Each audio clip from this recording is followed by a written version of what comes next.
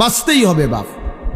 অগণিত গুনার মধ্যে এক মানুষের দ্বারা সবচেয়ে বেশি যেই গুনাহটা হয় আল্লাহ এখানে উল্লেখ করছেন এই আয়াতে, সূরা নূরের 30 নম্বর আয়াত।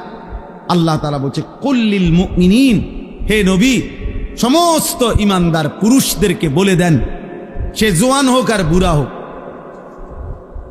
সে জওয়ান হোক আর বুড়া হোক, আপনি বলেন সমস্ত পুরুষ যেন ইয়াগুদ্দু মিন আবসারিহিম, প্রত্যেকেই যেন তাদের চোখ ভিন নারী, হারাম ছবি, হারাম দৃশ্য থেকে, হারাম না যেই নারীকে দেখার অনুমতি নাই, যেই ছবি দেখার অনুমতি নাই, যেই দৃশ্য দেখার অনুমতি নাই, তার থেকে যেন অবশ্যই আমার মোমেন বান্দা যেন যুবক হোক বৃদ্ধ হোক তাকে বলেন চোখ নামিয়ে রাখ। ইয়াগুদ্দু মিন আবসারিহিম, সে যেন চোখ নামাবে। এখানে তাফসীরের মধ্যে লিখছে ইয়াগুদ্দু মিন আবসারিহিম, এটার মধ্যে আল্লাহ তাআলা অন্যান্য জায়গায় আদেশ করছে।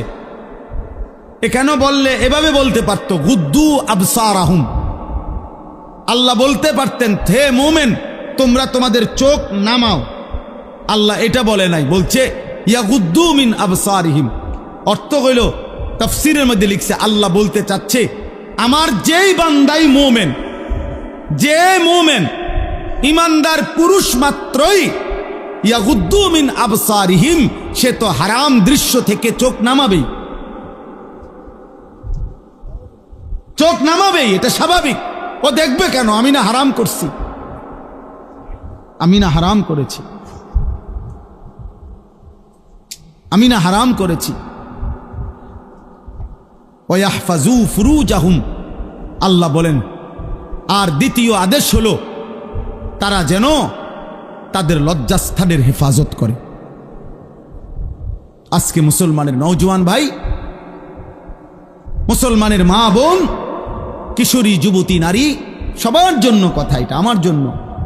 আজ আমাদের সবচেয়ে বেশি গুনাহ আমাদের নজরের গুনাহ, আর এই নজরের কারণেই ধীরে ধীরে প্রত্যেক মানুষ যখন চোখ দিয়ে গুনাহ করে, এই মোবাইলে নারী দেখে, ছবি দেখে, উলঙ্গ দৃশ্য দেখে, হারাম নাজায়েজ ছবি দেখে, রাস্তায় দেখে বেপর্দা বেহায়া নারী দেখে, নিজের আত্মীয় স্বজনের থেকে হোক আর রাস্তার মহিলা হোক, প্রত্যেক মানুষের চোখে যা দেখে হারাম তা অন্তরে আইসা জমা হয়।